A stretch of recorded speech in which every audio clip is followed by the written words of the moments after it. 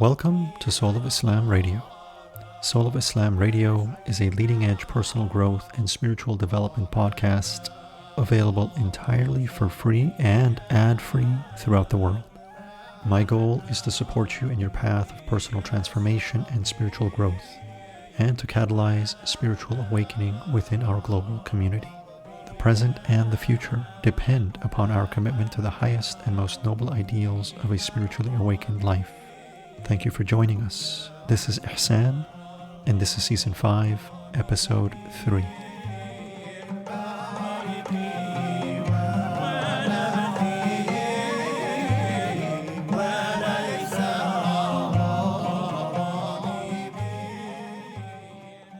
In this episode of Soul of Islam Radio, I interview Dr. Nafisa Sekandari on the subject of mental health and wellness, particularly with regards to the ever-escalating condition of chronic anxiety, fear, and worry that is increasingly plaguing the health and wellness of human beings throughout the world.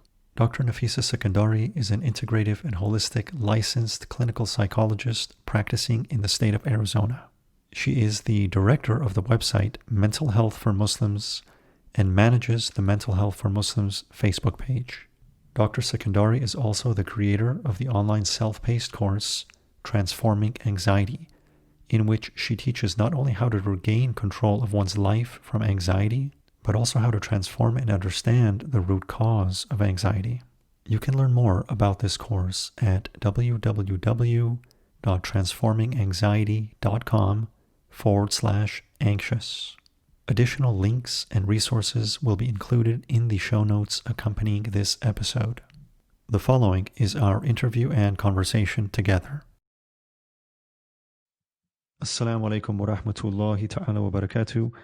Welcome to all of our listeners at Soul of Islam Radio, and also a warm welcome to Dr. Nafisa Sekandari, who is joining us today for this session on mental health and wellness, especially as it relates to faith, religion, and spirituality.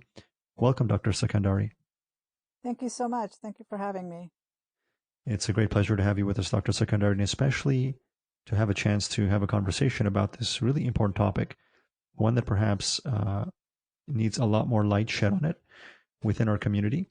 So maybe we can begin, Dr. Sekandari, by just having you give us an introduction, a little bit of background about yourself.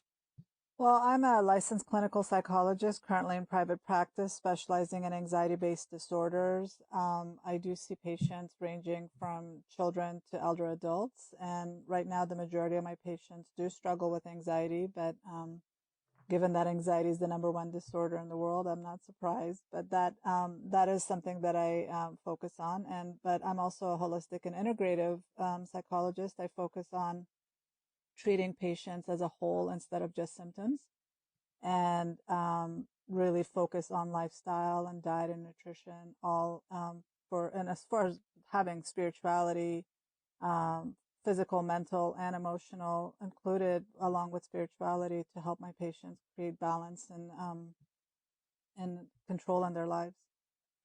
That's wonderful, Dr. Sekandari. One of the things that our faith teaches us, of course, is to have faith, to have iman. And I've come to realize clearly that fear is often at the polar opposite of faith, that we either experience fear or faith.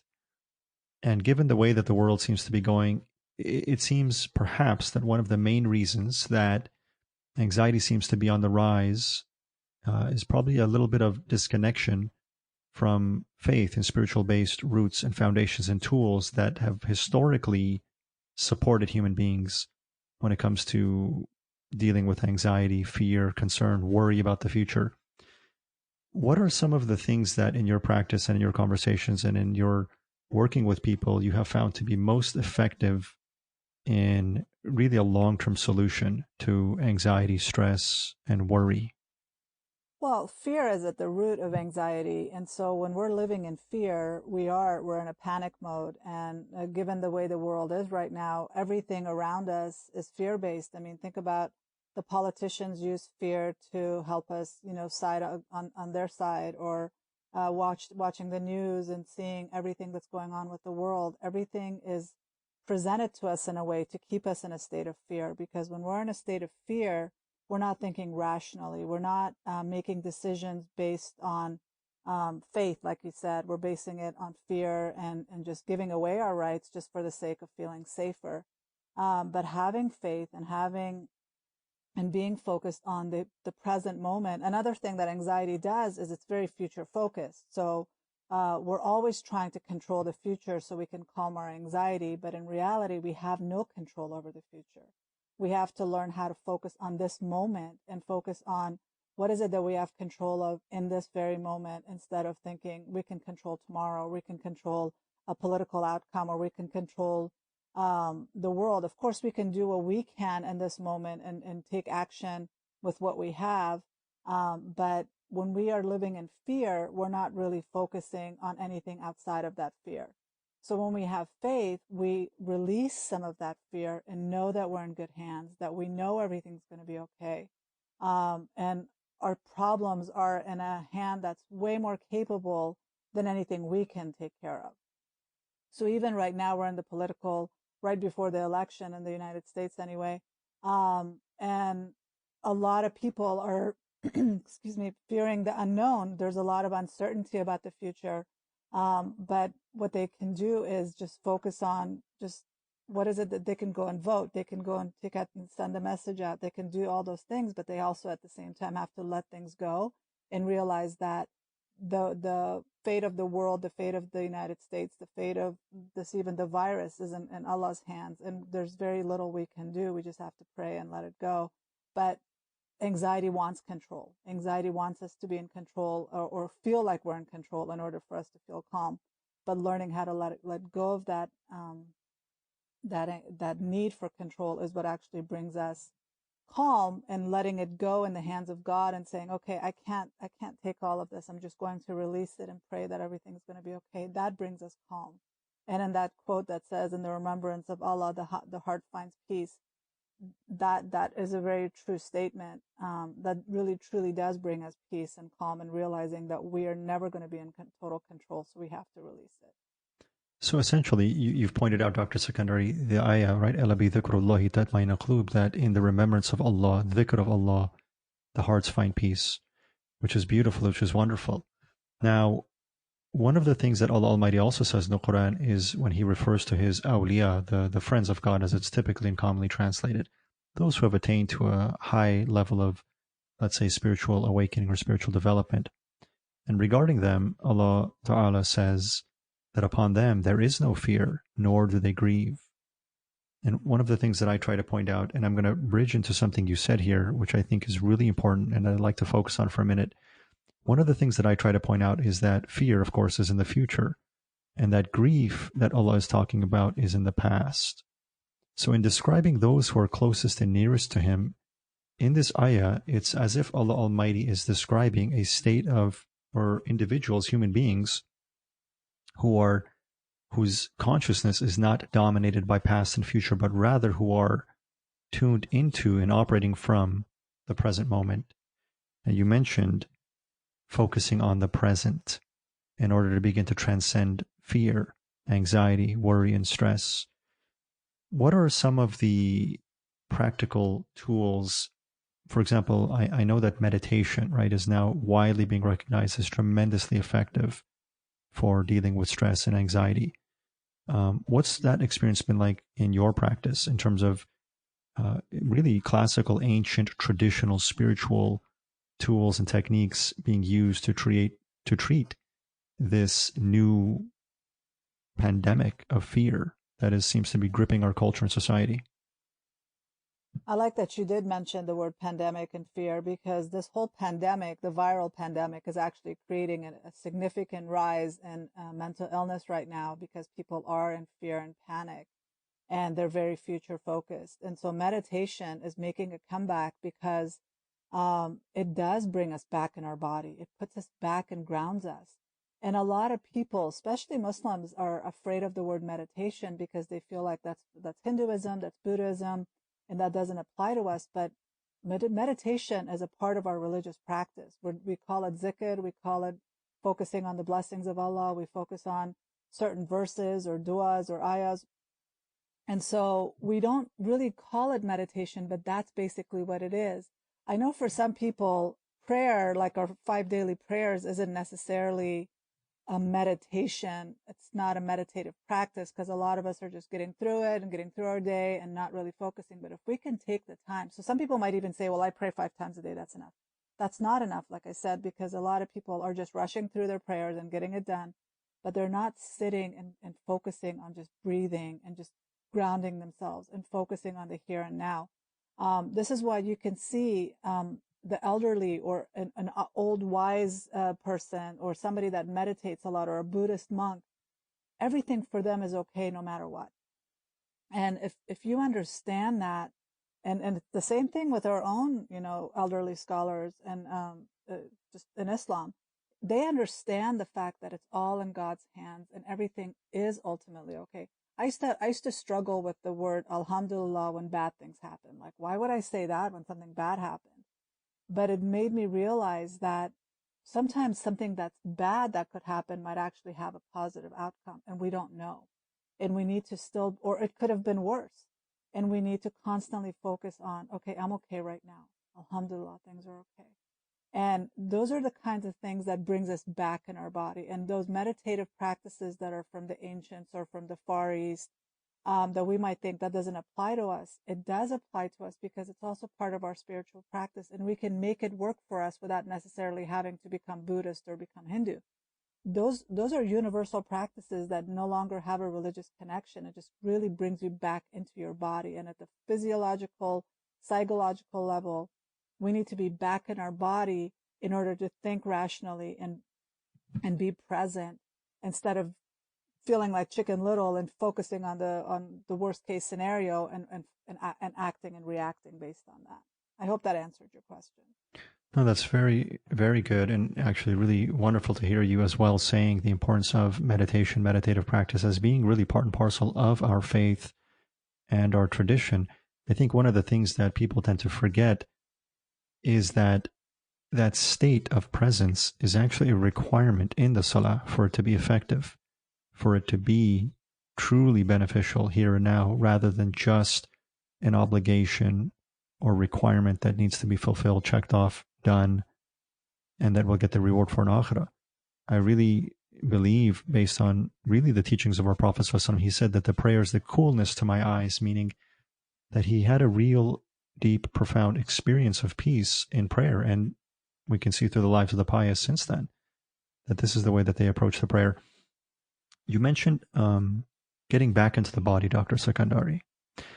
Could you speak a little bit about the power and the importance of breath to root and anchor a human being into the present moment and into their body? And I would also add that this is perhaps something that we don't think of enough, but Allah Almighty says in the Quran, He breathed into the human being from His spirit, and that there is a sacredness to the human breath. Again, something that I don't think is spoken of enough within the community. But we have seen, for example, scientifically, and you know, I'm sure, extensively about this, the benefit of breath and the power of breath to bring a human being into meditative states, as well as to help heal the body and to provide a very real benefit. Definitely. I do want to speak to of course, when we're praying 5 times a day, it's supposed to be that moment that we take that break. And it's built into our religion, alhamdulillah, that we can take that break, the mental and emotional break during our busy day and pray. But for a lot of people, it is a lot easier to meditate than to focus on their prayers and meditation. This is why meditation is a practice. It can take years, even for the Buddhist monks, it could take years for them to get to that level of prayer and meditation. And so I want people to understand, just because they're not necessarily benefiting from the calming effect of prayer because they're doing their obligation, that they're supposed to have that. It is a practice. It's something that you keep doing repeatedly. It's only that I've become older that I actually appreciate my morning prayer, for example, right now, because of the stretching effect it has on my joints. And I'm just so grateful for how it helps me just get my morning started. So not everybody can go from starting their prayers to being in that meditative state. So I do want to mention that. But also the power of breath. the whole breathing, it is so sacred. We take it for granted. I don't know how many of you have ever had a sore throat or been unable to breathe for a second and how awful that feels. But we take it for granted how beautifully we take a breath so many times during even in a minute and not even pay attention to it. But if we actually prolong that breath and make it a longer one where actually our diaphragm expands and then we get out all that used carbon dioxide and then take in healthy oxygen, it's bringing a lot of energy into our blood and sending it to all our organs in our brain. But it also does something else, because if you think about it, if you're running away, like if you're in a fight or flight state, if you're running away from a tiger or a bear or being mugged in an alley or whatever, you're breathing very shallow. You're breathing from your chest. You're panting. And so when you're taking deep breaths, you're sending a signal to your brain to say, all is well. I'm calm in this moment.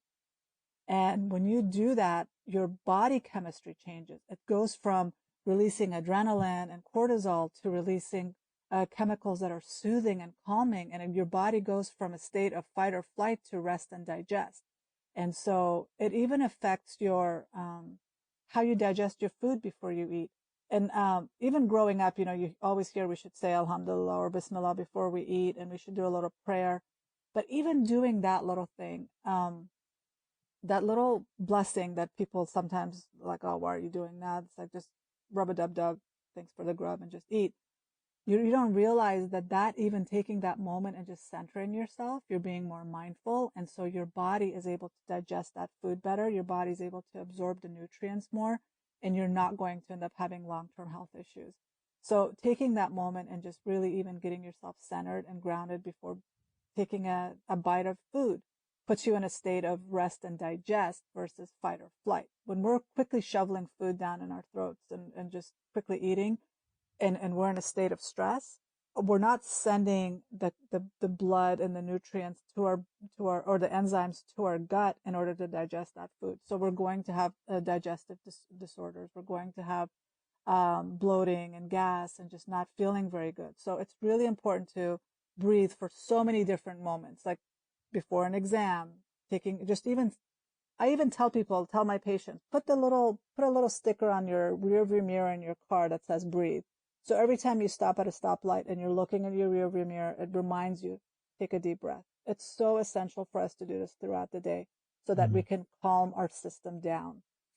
Oh, that's Um, wonderful. That's a beautiful suggestion. yeah, so I hope I answered that question. If you had other, Yeah, no, that was wonderful, Dr. Sekandari. That's great. And so, in fact, we see sometimes now people they do have T-shirts or little reminders that literally say just to breathe, the most basic thing that that we've forgotten how to do. And maybe in the loss of fitra, this can actually help lead us back to that original state of wholeness that we were created in.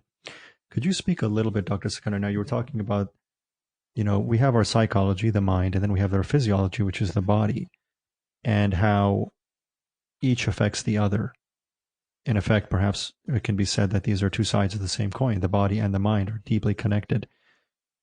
Based on your professional and scientific background, could you maybe speak a moment on the importance of, or the relationship between one's physiology and their psychology? I know you mentioned it, but maybe just emphasize perhaps the importance of, by physically taking control of our physiology, we can actually learn to relax, calm, and even surrender the mind. well, I always say that there is no physical health without mental health. We do believe that we think that if I just focus on taking care of myself physically and exercising, or even maybe eating a little bit better and neglect my mind, then I'm going to be okay. But there's a reason why we're seeing such a huge rise in mental illness. So I'm speaking as a psychologist, as far as the effect of neglecting your body, neglecting self-care, neglecting your sleep, and not taking care of yourself, and what impact that has on your mental illness or mental health in general. A lot of my patients come in and they're in a state of distress when they see me, because and the first session, a lot of people are very surprised when they see me, and that they're like, I didn't expect to talk so much about my diet. I didn't expect to talk about my sleep. I didn't expect to talk about how much movement I'm getting throughout the day, or just even self-care. I just wanted to talk about what's bothering me. Well, you're not going to feel better if you're not taking care of yourself physiologically. If you're not taking care of yourself and honoring your circadian rhythm and not going to bed when you're supposed to and not eating the foods you're supposed to, it's going to have ramifications and you will end up feeling more mentally ill and you're going to struggle in every area of your life. So for me, they're the same. You have to take care of yourself psychologically. And one of the biggest physiological factors that we have to keep in mind is our gut. Our gut is responsible for our immune system. Our gut is responsible for the release of the feel good chemicals that make us feel happy and healthy.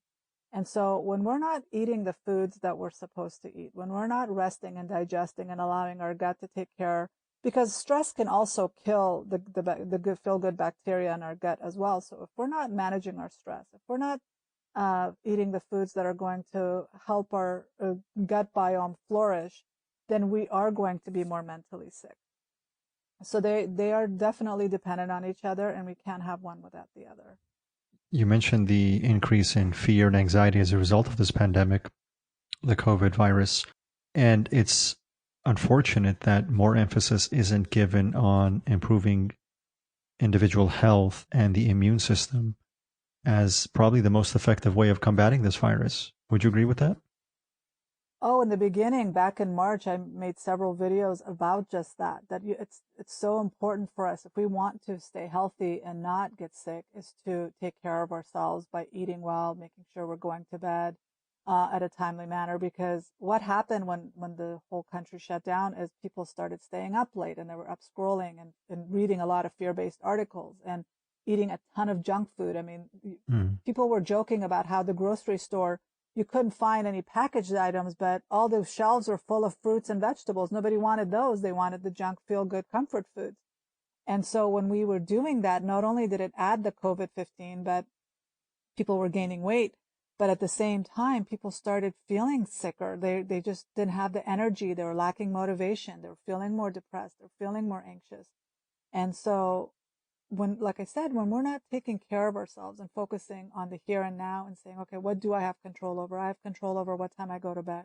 I have control over what I put in my mouth and how I take care of my body. I have control over the time that I meditate or relax or even exercise. Those are the things that I can do to make sure that I'm mentally healthy so that I'm not making decisions based on fear and irrational thoughts. Um, so it definitely is connected and that we have to take care of ourselves if we want to reduce because there in reality there is really no reality. It's just our perceptions, right? If I'm feeling the world is a terrible place and it's just it's like Chicken Little. If I feel like the world is ending and it's going to be chaotic, I'm going to react in that way. But if I feel like okay, everything's okay, I'll be fine, I'm just going to focus on what I have control over and let go and pray for Allah to take care of the rest, then I'm going to react differently and my body's not in a constant state of fight or flight. So taking care of myself becomes really, really important if I want to stay healthy, if I want to not um, get sick from COVID or anything else. Because when we are stressed and we're afraid, we're reducing our immune system. And when we're reducing our immune system because we're stressed and we're not taking care of ourselves, then we're way more prone to getting sick. So it's just like a catch-22. It's just the cycle continues. One of the causes of fear, anxiety, stress are cultural and environmental, the things that we're exposed to. But I want to bridge into something maybe a little bit deeper in our psychology, which has to do with unhealed trauma. Mm-hmm. And maybe if you could speak for a moment, Dr. Sekandari, on the impact of unhealed trauma. And sometimes this could be things that we've forgotten. And now science is even showing that some of this is even inherited genetically. What is, in your experience, the impact of unhealed trauma? And then maybe we can talk about the importance of working to heal and resolve unhealed, unrecognized, unacknowledged trauma with regards to human health physically, and then also as well as psychologically, as well as the way that that impacts our lives, especially in the course and context of relationships, as well as even being effective and successful in the world. Well, when I was talking about some people just really reacting in a fear-based way when with this whole shutdown, a lot of people that reacted that way had unresolved trauma. In trauma, I want to really point out that it doesn't have to be war and migration or car accidents or rape or domestic violence. It could be little traumas like being humiliated or being neglected or being, um, unattended and just not getting your needs met when you were a child. So a lot of people, the hoarding, the whole toilet paper of fiasco, right? Mhm. Um, what caused that? That had to have been a trauma response. That what's going to happen if I don't have this? I have to have a sense of control by hoarding as much as I can. And so a lot of times, the thing with trauma is when we go through a traumatic experience and we don't process it, and a lot of times we might not even know about it, like you said, it could be something that happened in our childhood or we might have forgotten about it. If we don't end up dealing with it or treating it, it can start affecting all the decisions we make. It can be, for example, as far as you mentioned, relationships. Let's say you were raised by narcissistic parents and there's a lot of abuse, there's a lot of emotional hurt and neglect and just your needs not getting met. Well, the chance of you marrying a narcissist becomes really high because you have that background of being raised by a narcissistic parent. So we end up reenacting our trauma without even realizing it. We might think, I would never want a parent like that because that's why, that's where I was raised by somebody like that. And then somehow we end up being attracted subconsciously without even realizing it to this person. And a lot of times that happens because that's an opportunity for us to heal the wound, but we don't understand that. So we end up getting in the same cycle and we Mhm. end up going through the same traumatic event again. And a lot of times it's very difficult to identify this unresolved trauma because it can be so deep in the subconscious. And it's very difficult to do it on your own. So you might need the help of a trained mental health professional to help you access that and then to help you work through it. But working through it is the best thing you can do because then you're not being controlled. Your triggers and your reactions are not being controlled by past trauma. You're able to be present in the moment and make decisions based on now versus based on childhood experiences or past experience. MashaAllah. And so, one of the things that I try to also emphasize in a lot of the work that I do is the importance of faith, religion, and really spirituality being a means to healing and a means to self awareness. The pious from the early period of Islam stated, "Man arafu nafsahu faqad arafu rabbahu," meaning who knows themselves is as one who knows their Lord. And so I want to maybe have you speak a little bit, Dr. Sekandari, about the necessity, not just the importance, but really in this day and age and in the reality in the world, the culture, the environment that we find ourselves in, the necessity of self awareness and how can people develop that?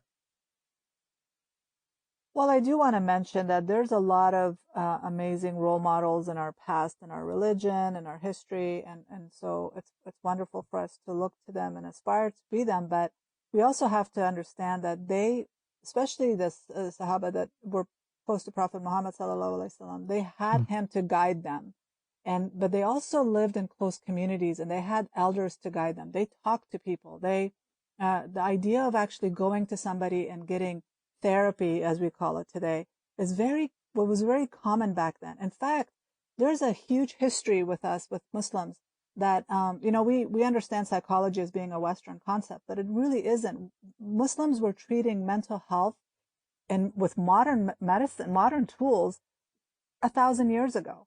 And this is what I want Muslims to understand, and that those people had others to go to, and there wasn't the stigma or shame around mental health. There wasn't the stigma or shame around seeking help and getting and having the self-awareness. People talked to each other. They guided each other. They advised each other. They went to somebody that could advise them. They had elders that they respected. They had wise people in the community that they could go to. But now we don't have that. We're a very fragmented society around the world. Even in our back in our own countries, like back in Afghanistan or other Muslim countries, we don't have the same built-in communities that we once had. And so we're not going to get the same kind of guidance. So that leaves mental health professionals as our only option. We can say, well, I have friends and family, but if your friends and family are functioning at the same level or have the same level of dysfunction, you're not going to get the help that you need. Or they might not have the training or understanding to help you really get to the root of your issues and help you understand yourself at a level that you can um, get closer to Allah because you understand yourself more. You have to do the work, but you have to have the right guide. And there should be no shame going to a therapist, whether that's a Muslim therapist or a non-Muslim therapist. There are people that can help you understand yourself and guide you in the direction that you need to go as far as self-awareness goes. And so we need to, as a community, do better with reducing the stigma of mental health treatment. I know that there's a lot of Muslims don't want to go to a therapist, but they don't want to also go to a non-Muslim therapist because they're like, well, they won't understand me. That might be true, but you don't give up on the concept of therapy. Keep trying until you find somebody that can understand you. And there are a lot of non-Muslim therapists that can give you excellent advice on how to manage anxiety or OCD or depression that have nothing to do with religion. It's just a universal method of treatment. It's like going to a non-Muslim doctor for a physical ailment. So when it comes to spiritual issues, finding a sheikh or an imam that understands mental health, that can actually guide you in the right way. And I want to caution people against this too, because there are some imams, unfortunately, that believe that the answer to any ailment, mental health wise, is just to pray more, or just that your iman is weak, and so you have to strengthen that and pray more and be more religious, instead of focusing on that mental illness has a physiological component, and there is a chemical issue, and there are other things that you can do. And even our own Prophet ﷺ would actually encourage people to talk to him about their issues and would send them specific foods that related to their ailments. He didn't just say pray more. He really focused on what the issue was and treated it at that level. Otherwise, that would have been an ayah or something that we were directed to do, is just to pray in case of calamities, right? But there were specific things that we can do, and talking to somebody and really getting objective feedback is the best way to get to know ourselves more, but also to find somebody where you feel safe. Because if you don't feel safe sharing yourself at that level, you're not feeling safe to share your thoughts and beliefs with somebody, you're not going to get the feedback you need to get to the level of understanding and self-awareness that you're looking for. So many good points there, Dr. Sekandari. Thank you. Again, I would just reemphasize the importance of seeking help, seeking support, seeking guidance, seeking knowledge, seeking whatever's required.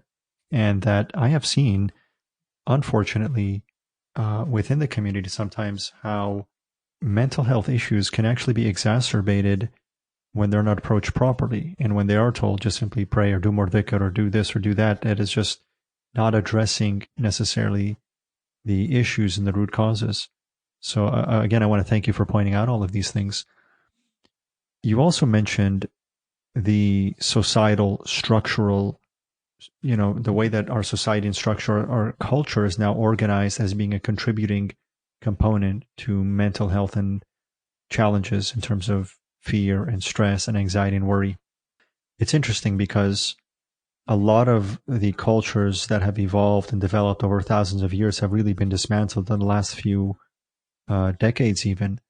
And traditional systems of living, really based in family, relationships, relatives, tribe, and community, have for the most part broken down.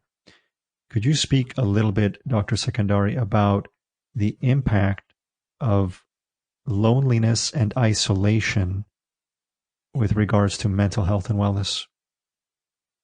Well, it's interesting that you brought that up, because I was about to just mention, before you even said the word loneliness, that loneliness is the number one cause of death for the elderly right now. I mean, not there are other physical, but they're so lonely, and it's predicted that we are going to be more and more distressed because we're so lonely. And this social isolation isn't helping either.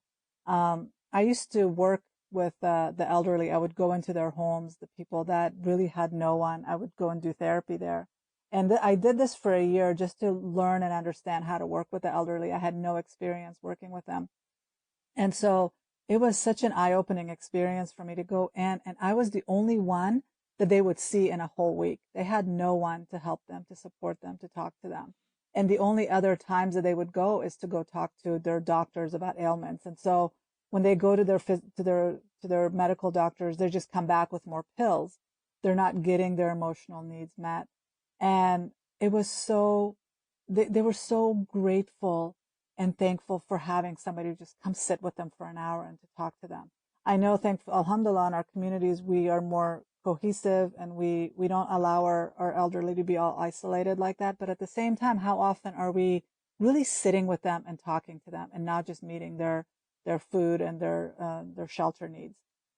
And so that's another way that we've fallen short on as a society, is we're not taking care of our elderly. But we're also socially isolated ourselves. A lot of us just go to work and then come back home, and we're, even if we're living with our family members, we're not connecting with them at the way we need to. So loneliness and heartbreak are real things. People literally die from heartbreak. And it changes the way we process our world and how we process the chemicals in our body, because when we don't feel listened to or seen or heard. They say that a child will die even if you can give them all the food and the nutrients that they need as a baby, as an infant. If you don't give them love and touch, they will fail to thrive and they will die. So touch and communication and love and all of that truly is what makes the world go round. We do need to make sure we connect with each other and not socially isolate ourselves. We think because we have all these followers online or we have people liking our posts on social media that we have connection, but we are less connected now because of social media than we were before it. Subhanallah bihamdi. May Allah Almighty forgive us, really, all of us as a species, as in a race, Dr. Sekandari, especially when it comes to the way that the elderly are treated in the world these days. Could you please, maybe now in the little bit of time that we have left, share with the audience some practical tips, suggestions, tools that they could really think about implementing into their lives to improve their overall health, psychologically, physically, spiritually? Well, we talked about just breathing. Breathing is very, very important. And if you can learn to breathe throughout the day, take several deep breaths as many times as you can during the day, that would be huge. But I really want to focus on sleep. Sleep is something that we neglect and we don't think too much about. And if we're not sleeping and repairing and resting our brain and our body the way we need to every night, and we're not getting that level of deep sleep or even the REM sleep to consolidate our memories, we're not functioning well the next day. And a lot of people, you know what, I found this really interesting that because we're supposed to go to sleep the same time and wake up the same time. If we can keep that consistent, that makes a huge difference. And subhanallah, that just even the fact that we have to wake up for Fajr to pray, that keeps it consistent, right?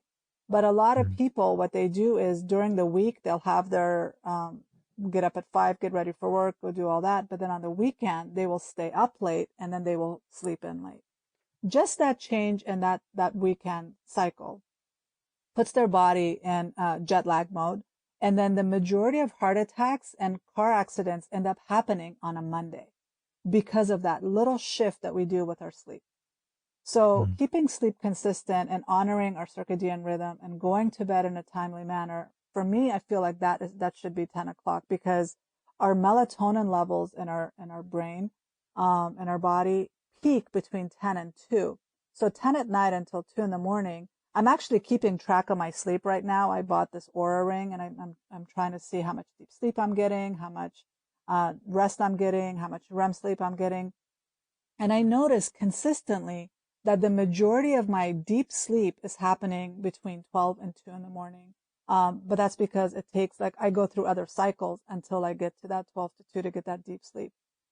Maybe I'll have a little bit of a deep sleep between 3 and 4 in the morning, because it shows me a graph of what's happening and when I'm in deep sleep. And so consistently, it has to be before 2, that we have to be asleep between 10 and 2 in order to be able to get that deep sleep in, because that's when our body literally washes itself, gets rid of all the beta amyloids that we've collected throughout the day. It gets rid of, and shockingly, our brain shrinks. And so it's in order for us to be able to go into that repair mode, we need to be in that deep sleep for as long as possible. So making sure to go to bed on a time before before 11 o'clock, I would say. A lot of people are going to bed at 1 or 2 in the morning. That is not okay. If you can go to sleep at 10 to 11 o'clock, that's good. Changing your diet, making sure you're eating foods that are actually good for you, getting rid of processed foods and focusing on your gut bacteria and making sure that you're eating foods that are actually making your gut biome thrive and grow. Because I see my gut bacteria, my 3 pounds of gut bacteria as my defense system. They're my military. They're the ones that I need to make sure I take care of. And the United States is always mocked for spending so much money as far as like investing so much in the military. We need to do that with our gut. We need to focus on making sure we're eating foods that are going to make our gut bacteria healthy, making sure that the good bacteria is thriving, because when they're healthy and they're good, they're releasing all the feel good chemicals. They're helping us be more calm. They're helping us be less depressed. They're helping us be not anxious. They're helping us be focused and sleep better and lose weight and all of those things. So we need to make sure we're taking care of our gut and eating foods that are not packaged and processed, because they need fiber, they need nutrients. We need to make sure we're getting a good fat, a good protein, and a good carb for every meal if we can. And even our snacks should be healthy. It shouldn't be junk food that's going right through our system and our gut bacteria isn't getting anything. What else? Exercise is really important because it's releasing the feel-good chemicals in our brain as well, and it helps us feel calmer and it increases our heart rate variability. So that's really important, and which also in turn helps us sleep better. So getting exercise will help us sleep better and get that deep sleep. And then of course incorporating meditation. Meditation can be literally 10 minutes. If you can't do anything else, just lie on your back and listen to some guided meditation. There are so many free guided meditations available on YouTube. Just for 10 minutes, just close your eyes. And the ring I told you about, it also measures the amount of blood I'm getting in my hands when I do meditation. And it's really amazing how quickly my body temperature increases when I'm in a 10-minute meditation. So it's giving me a lot of feedback as far as what's happening to my body when I'm doing these practices. So you can literally see the effects. So if you can incorporate just a 10-minute meditation in the morning, that can help you get your day started.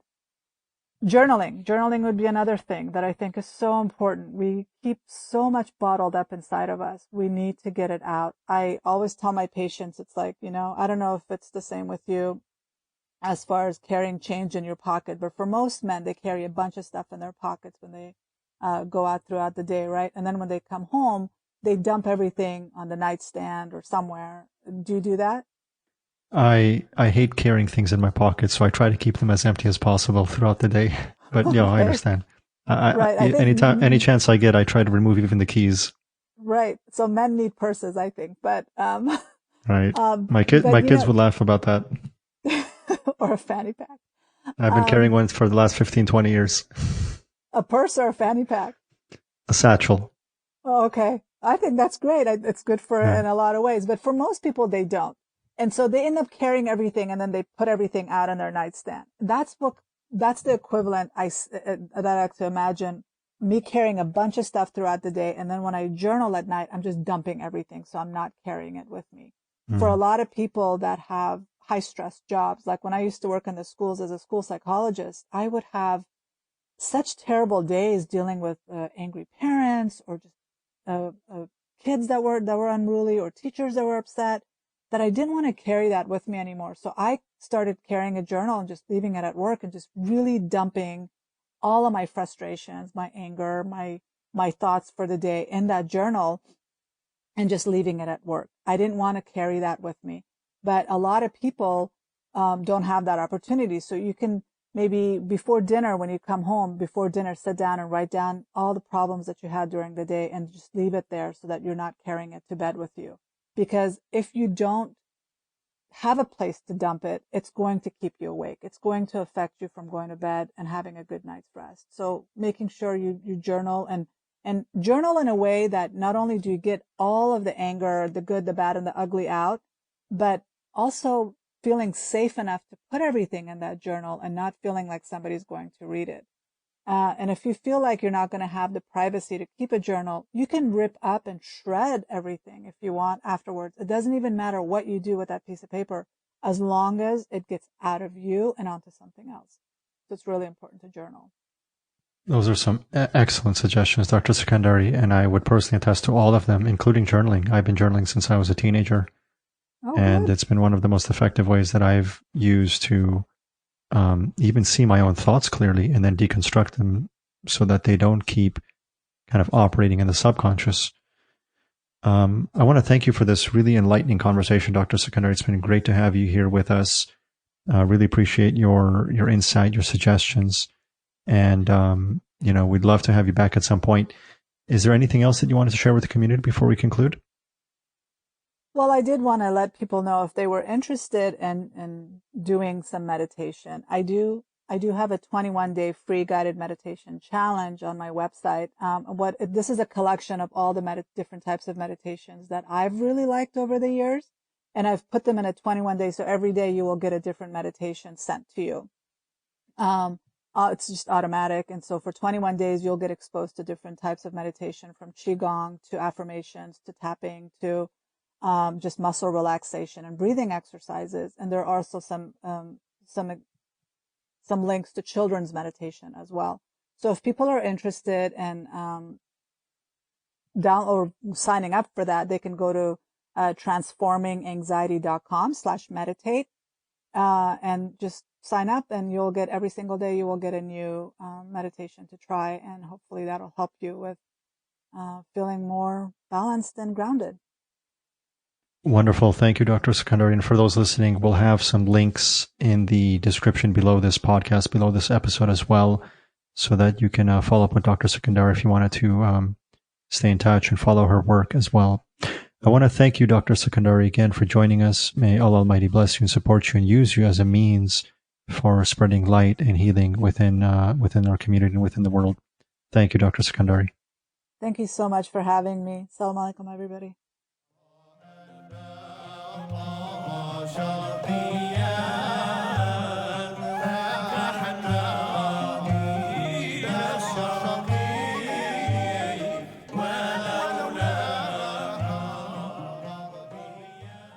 Thank you for joining us in this episode of Soul of Islam Radio.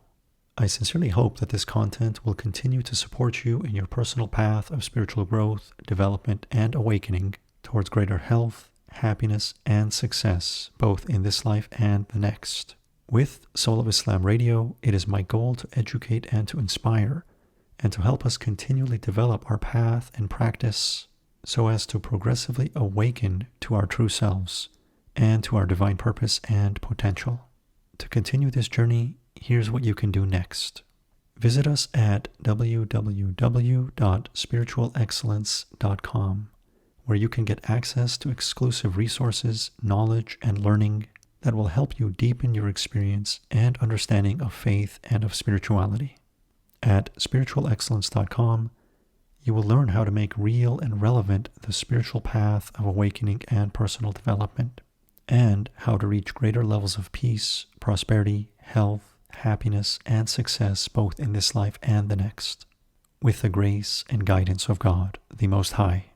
Also, if you have not yet done so, please subscribe to this podcast via iTunes and leave us a review. This will help others find Soul of Islam Radio, and I would personally greatly appreciate it. For those of you who have already went ahead and given us a positive rating and review, we sincerely thank you, and may the Divine continue to bless and increase you. Lastly, please feel free to share this resource with family and friends who you feel may benefit from tuning in to Soul of Islam Radio. Again, thank you for joining us and for committing to your own personal growth and spiritual development. This is Ihsan, wishing you and your loved ones joy, success, happiness, peace, and prosperity in both this life and the next, to your divine, eternal, and absolute success.